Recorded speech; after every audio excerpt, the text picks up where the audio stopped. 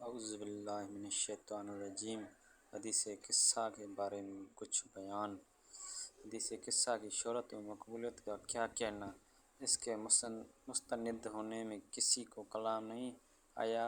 یہ ہدیہ انما یرید اللہ لیذھب عنکم الرجس اہل البیت ویطہرکم تطہیرا، اہل بیت عصمت و طہارت کی شان میں نازل ہوئی ہے۔ یہ جناب شیخ فخر الدین احمد ابن علی ابن احمد بن طری نجفی علی اللہ مقامہ کتاب المنتخب فی المراثی والخطب مشہور بیاض فخری اور دیگر علماء مفسرین نے احادیث اور روایات کثیرہ متنازع سے نقل فرمایا ہے کہ آیا تطہیرہ قمصیہ نجبہ حضرت رسول خدا حضرت علی المرتضیٰ، جناب فاطمۃ الزہرا، جناب حسن مجتبیٰ اور جناب حسین شہید کربلا صلوات اللہ علیہ السلام اجمعین کے حق میں نازل ہوئی ہے۔